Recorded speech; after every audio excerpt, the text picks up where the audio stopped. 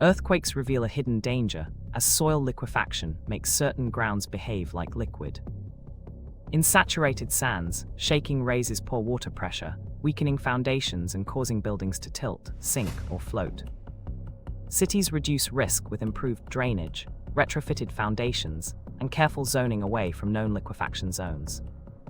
During a quake, drop and cover, then hold on.